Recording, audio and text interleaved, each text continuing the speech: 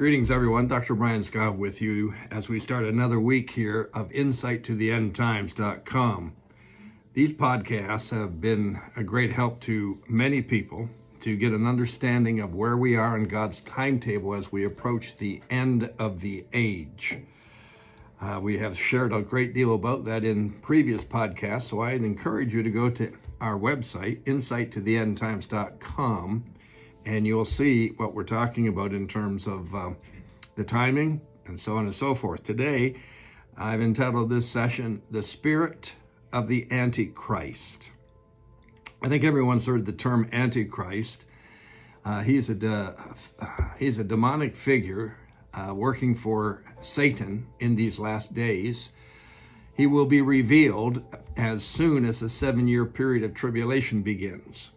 And that is a date we don't know the exact timing of, other than the fact that it's getting closer and closer. Today I want to talk about the spirit of the Antichrist.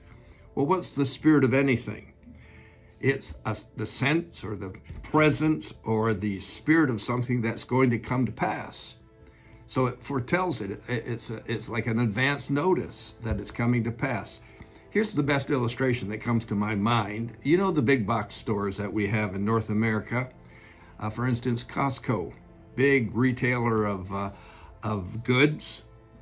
It amazes me that as soon as Christmas season is over at the end of the year and we move into January, they're already displaying the things you'll want for spring. We haven't even seen the snow fly yet, and they're already showing you the things that spring brings along. They'll have fertilizers, and they'll have toys, and they'll have swing sets, and all these kinds of things that are evidence of spring. Then when we hit the Easter season, which is usually in April, they're already showing summer. They're showing the swimming pool things, the toys for swimming pools. They're showing the yard furniture, the barbecues, and so on. We get into the fall. Kids go back to school here in Ontario in the first part of September, and other American states, they may go back to school in August. By that time, they're showing Halloween things, October 31st things. And before we get through that season and get to the end of October, they're already showing Christmas things. So what they're doing is they're giving you the spirit of Christmas 3 to 4 months in advance. They give you the spirit of summer 3 to 4 months in advance. And the spirit of the Antichrist is coming at us to show us the things that will define the Antichrist. They're occurring in the world today, and they're demonic because he's demonic. And these demonic practices are things that we've never seen quite be the same way we are seeing them now. Things have really accelerated in these last few years. And boy, oh boy, we're seeing all kinds of end time warnings everywhere we turn. For instance, Jesus said to us in Matthew 24, verse number 3, he said, "Take heed, be cautious, be careful that no one deceives you." Deception is a demonic attack against people. To present a false picture of something that they will fall for, believe in, and all of a sudden they're taken captive by it. Paul referred to the same types of things in the book of 2 Thessalonians chapter 2, verse 3. Here's what Paul said. Let no one, this is chapter 3, verse 3. Chapter 2, verse 3, excuse me. Let no one deceive you by any means, for that day will not come unless the falling away comes first. And the man of sin is then revealed, the son of perdition. What is that day?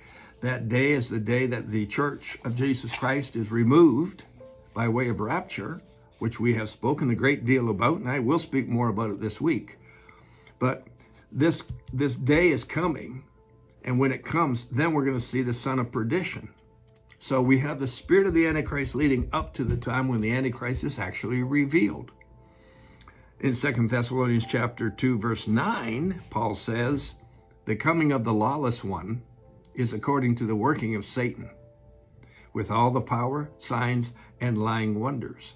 So when we are talking about the spirit of the Antichrist, we're talking about someone who's going to operate under the power of Satan in due course. But in the meantime, we're going to see all kinds of characteristics, all kinds of events, all kinds of occasions, happenings that are very similar to that. One of the major things that you're going to see happen when the Antichrist comes on the scene is you're going to have a massive, massive spirit of control centered in that one individual. He will be a pompous leader. He'll be overbearing. He'll be overreaching. He'll be overriding. He will just absolutely enforce his way of doing things no matter what. Well, are we not seeing that in our world today here in North America? We're seeing that everywhere. It seems our governments are operating on that level. They're not listening to anybody else. They're just imposing things right, left, and center to our chagrin, to our detriment, to our hurt. And it's like, well, so what? That's their response. So what? They do things that were never done before, not in the same way, not as openly as they're being done today. But we are on the verge. And when I look back over the last 10 years, just as a for instance, or let's go back to the beginning of this century, to the year 2000. My gracious, we just had all kinds of stuff developing in these last few years. All kinds of stuff. And every advancement we see in technological terms, whether it be smartphones or smartwatches, or whether it be all these other things that are coming forth, artificial intelligence, machine learning, cognitive learning, and so on and so forth. These have been in the works for a long time, but we didn't even know those terms. And then all of a sudden, here they are, and we're dealing with them. And when you look at some of the most recent terms, we are talking about things that are just absolutely beyond comprehension. Now, at least they are for some of our older folks, amen. Maybe not so much for the younger folks, but I don't know about you. I'm blessed and I'm pleased to have younger family members around me to help me with some of this technology, because it's intimidating. And that's what the devil's going to be, intimidating. Well, I want to continue this tomorrow. I think it will bless you and help you see where we are, because we're getting really close. And I'll see you then. I call you blessed. Thanks for joining us today. Bye for now.